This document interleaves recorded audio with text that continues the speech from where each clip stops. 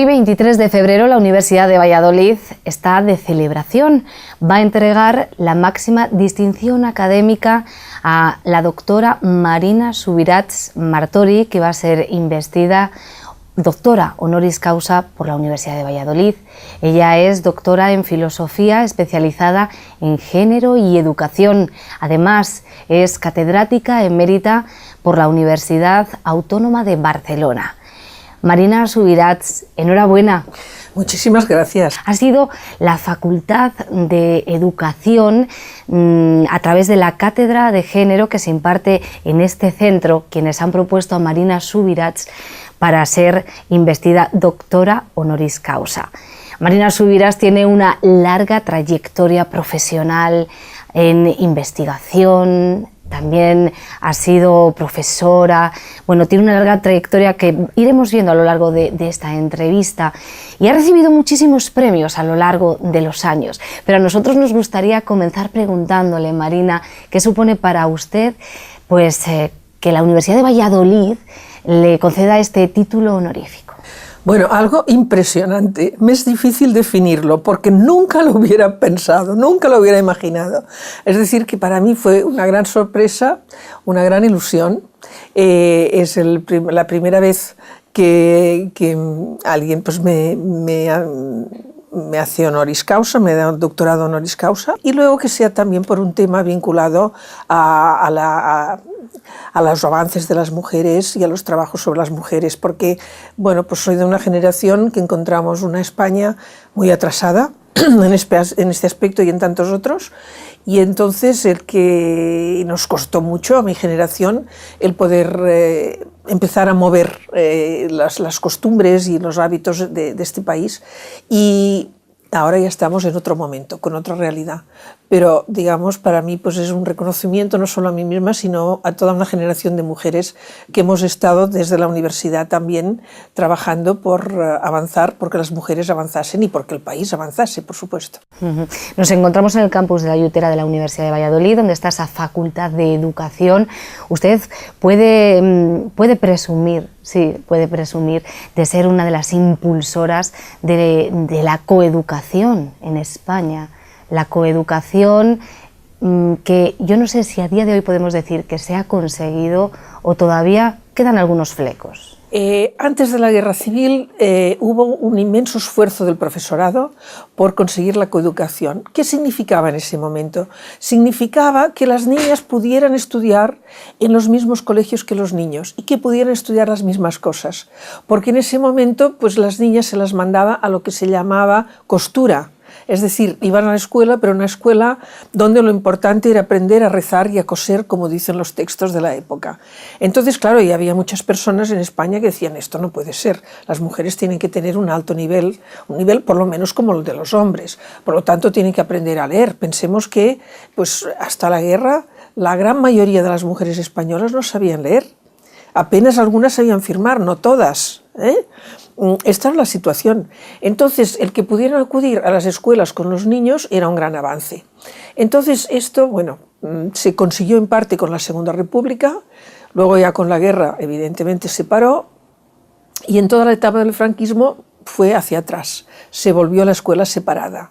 Con lo cual, las niñas pues, volvieron a tener una escuela mucho más pobre, digamos, en cuanto al tipo de conocimientos que los niños. Hay que esperar al año 70 y entonces ya sí se vuelve a la escuela mixta. Entonces, claro, cuando empezamos las mujeres de mi generación, bueno, es que la escuela mixta pues ya está todo conseguido. Parecía que sí, pero empezamos a analizar, a estudiar, a investigar, y entonces nos dimos cuenta que se han conseguido una serie de cosas muy importantes. Se ha conseguido que aumentara mucho el nivel educativo de las mujeres hasta el punto que hoy es superior al de los hombres en España y en casi todos los países. Pero que en cambio hay toda una serie de cosas que transmite la escuela que son muy negativas, tanto para las niñas como para los niños, que es lo que llamamos el género, es decir, unos estereotipos que si tú eres niña, tú pues cuidado, eres frágil, no puedes hacer esto, no puedes hacer lo otro, no encuentras en los libros referentes de mujeres que hayan hecho grandes cosas, es decir, toda una serie de cosas que siguen haciendo que las mujeres pues nos consideremos, tengamos un nivel bajo de autoestima, tengamos muchas dudas respecto a nuestras capacidades, a pesar de tener títulos y en los hombres, pues por otras razones también es negativo lo que se les transmite de tienen que ser fuertes, tienen que ser machotes, valientes, enfrentar cualquier cosa. Entonces, claro, esto también tiene repercusión en el sentido que en muchos casos pues mueren, es decir, corren riesgos excesivos que no tienen sentido, que son solo por demostrar hombría, y esto hace que encontremos, por ejemplo, sobre todo en los jóvenes, unas tasas de mortalidad masculinas mucho más elevadas que las femeninas.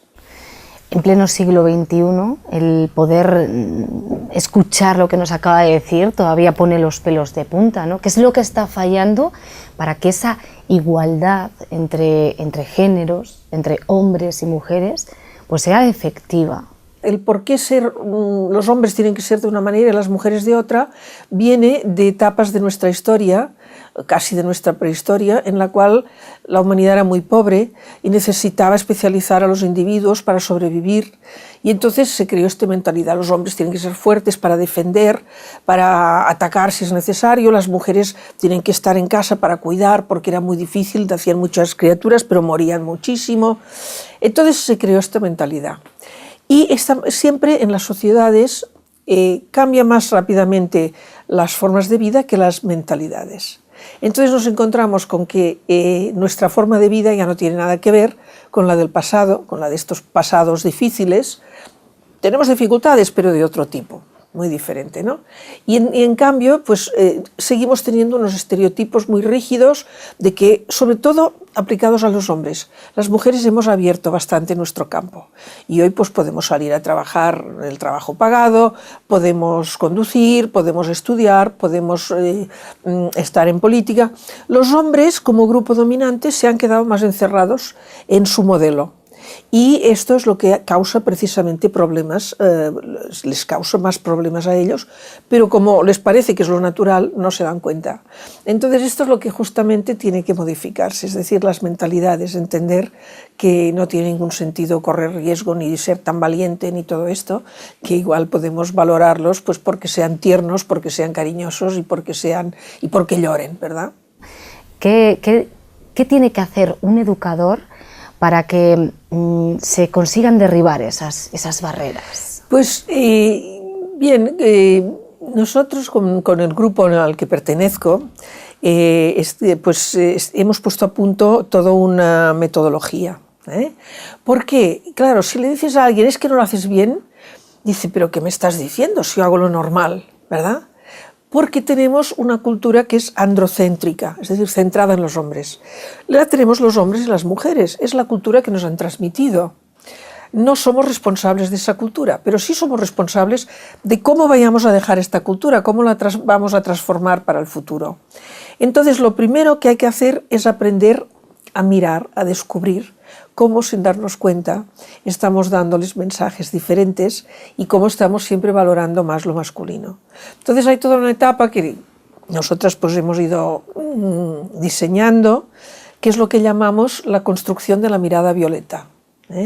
¿Qué es la construcción de la mirada violeta? Pues aprende a ver lo que tienes delante y a entender qué significa desde el punto de vista del tratamiento a los niños y a las niñas. Por ejemplo, yo fui concejala de educación en Barcelona, entonces, bueno, pues estuve viendo las escuelas de Barcelona. ¿Y qué me di cuenta? Que habían desaparecido los jardines y que se habían convertido solo en canchas de deporte. ¿Y quién está ocupando estas canchas de deporte? Los chicos mayores. Si no hay un patio al lado, resulta que ni los pequeños tienen dónde jugar. Los chicos ocupan el patio porque, claro, si el patio es un campo de fútbol, pues ¿qué van a hacer? Es para ellos. Y las chicas están alrededor mirando. Y el profesorado no se da cuenta. Le parece normal, porque si tenemos el fútbol todo el día en la tele y en todas partes, y todo el día hablamos de fútbol, pues qué más normal que en el recreo jueguen a fútbol. Pero mientras las niñas están mirando. Y no hay sitio para los juegos de niñas, no hay sitio para que ellas desarrollen la movilidad o sea, no. Bueno, esto es un caso claramente androcéntrico, Pero el profesorado no lo ve hasta que no aprende a mirarlo. Entonces les enseñamos a mirarlo y a entenderlo, y a entender lo que hay detrás. Y cuando ya lo entienden es cuando lo pueden cambiar. Entonces ya toda una serie de cosas, por ejemplo, pues hablando con el alumnado, ¿no? Es lógico que siempre los chicos estén ocupando el espacio central del patio y casi todo el patio, todo. Pues no es justo. Entonces, bueno, y muchas veces la solución es, bueno, que las chicas aprendan a jugar a fútbol. Está muy bien, pero ¿y qué más?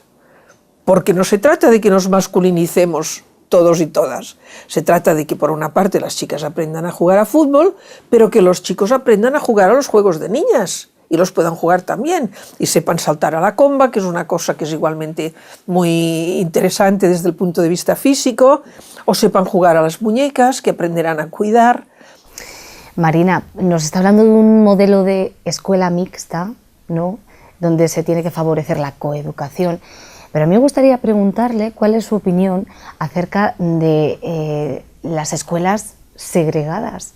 Actualmente todavía hay lugares, centros privados especialmente, que potencian, ¿no?, pues ese modelo de escuela. ¿Usted es partidaria de la segregación o es dar un paso atrás? Es decir, ¿es un derecho o es tirar piedras sobre el propio tejado, ¿no?, de todos los avances que se han conseguido a lo largo de los años? Para mí es tirar piedras, claramente, claramente.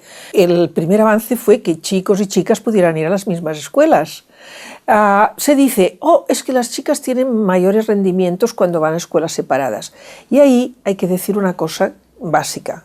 En general, estas escuelas separadas son privadas, caras y para alumnado de clase alta. Entonces, claro, estas chicas que proceden de familias cultas, pues lo tienen mucho más fácil, ¿verdad? Entonces se confunde el hecho de escuela, de haber segregado por sexos, con el hecho de que se trata de escuelas de alto nivel educativo por clase social. De modo que si se volviera a que la escuela pública fuera segregada, como a veces se ha propuesto por parte de, sobre todo de la Iglesia católica, pues nos encontraríamos muy rápidamente que el nivel de las escuelas de chicas bajaría. Porque, bueno, pues no pasa nada, somos más amables, todo está bien, bajaría el nivel de las escuelas de chicas.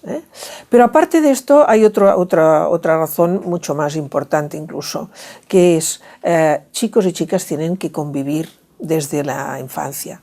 Y hoy es más difícil que antes, porque antes pues, las familias eran más numerosas, tenían niños y niñas, y por lo tanto había convivencia entre hermanos y entre primos y entre amigos y amigas.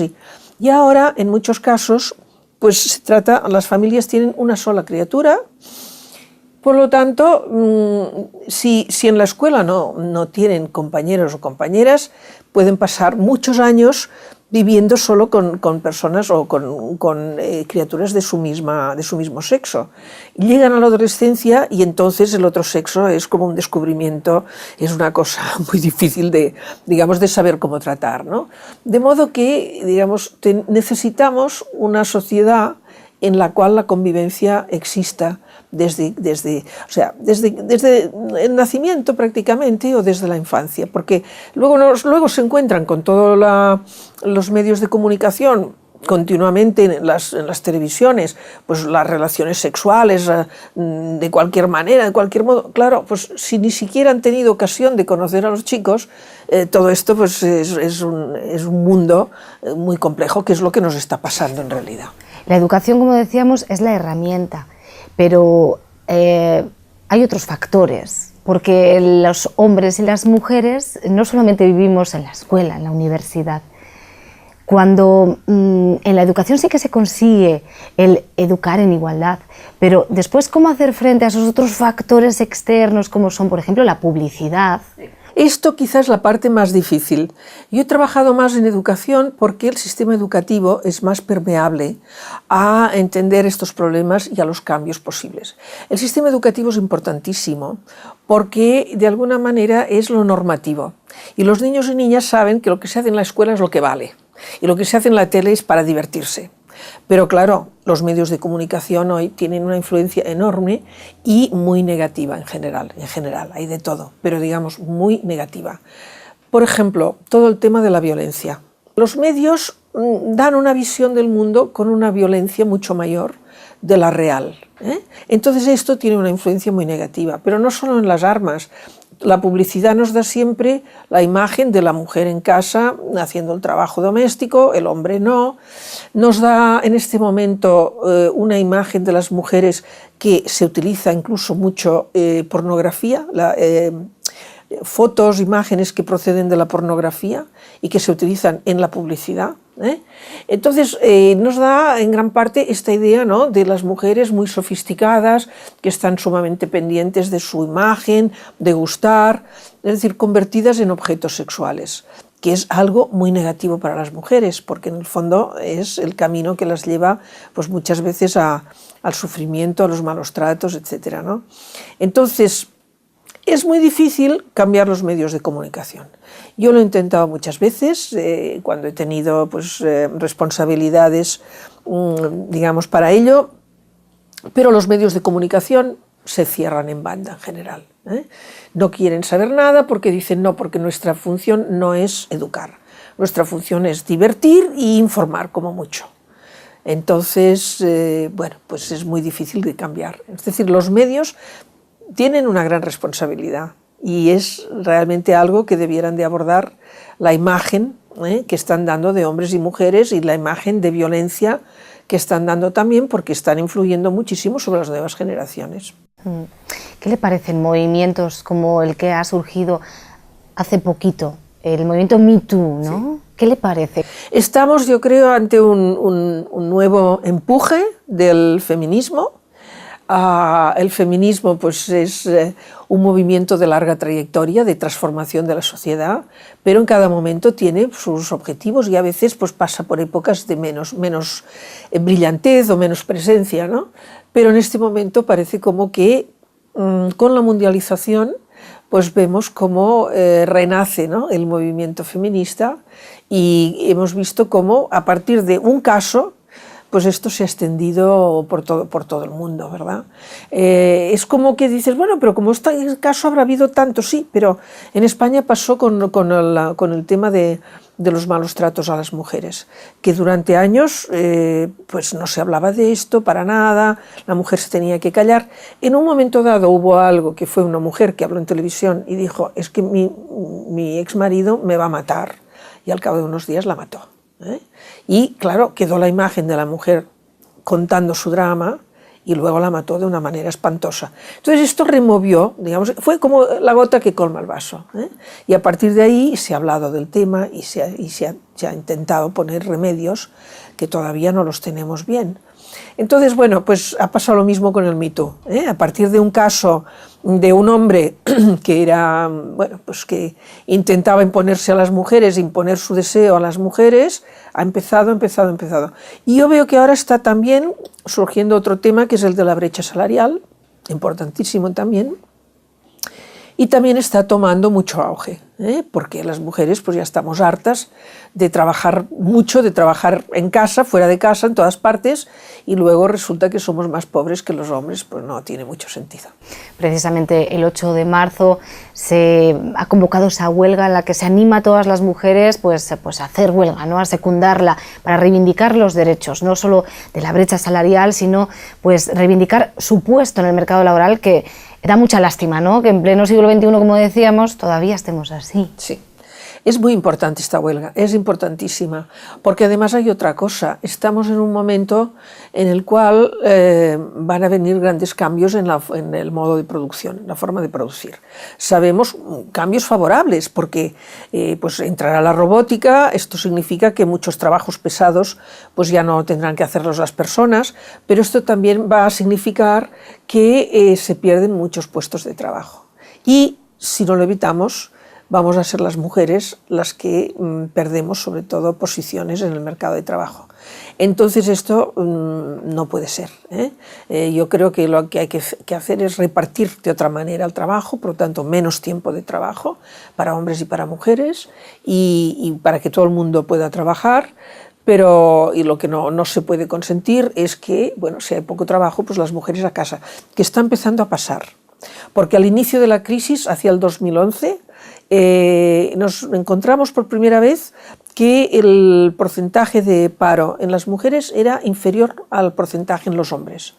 Pero luego ya se ha invertido de nuevo, porque bueno, pues se perdieron muchos puestos de trabajo industrial, etcétera, que eran muy masculinizados. Pero ahora ya ha vuelto a cambiar. Es decir, las mujeres corremos mayor peligro en los momentos de cambio de quedarnos sin trabajo. Por lo tanto, esta huelga es importantísima para decir, aquí estamos y queremos nuestra parte, somos ciudadanas, trabajamos mucho, pagamos los impuestos, por lo tanto hay que tenernos en cuenta.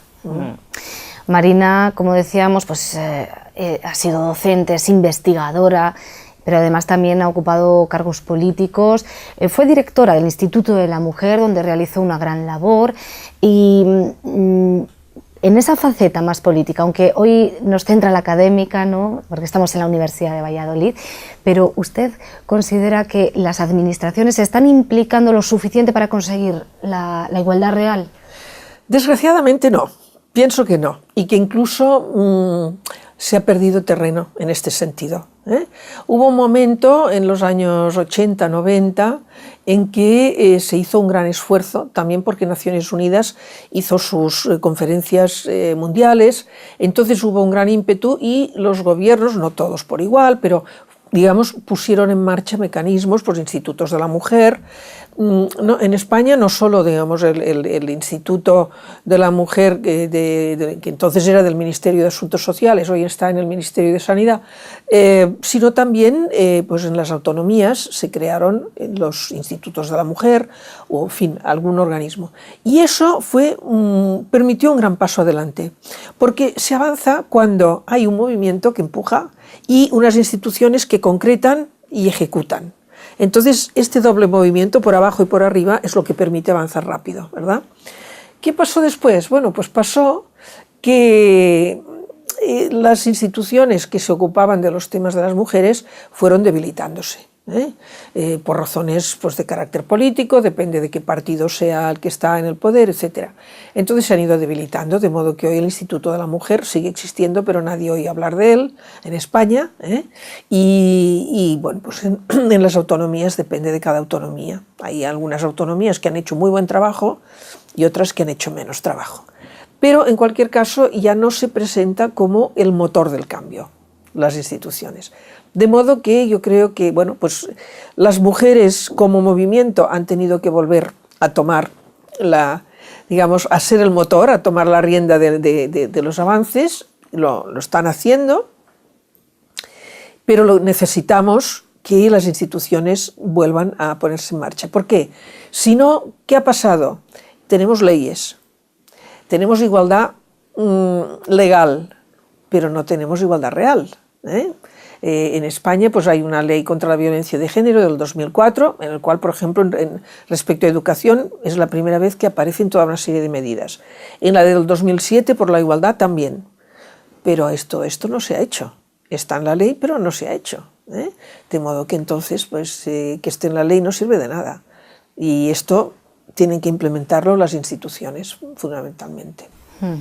Una de esas instituciones es la universidad, la cuna de la cultura, de la educación, formadora de los futuros educadores, ¿no?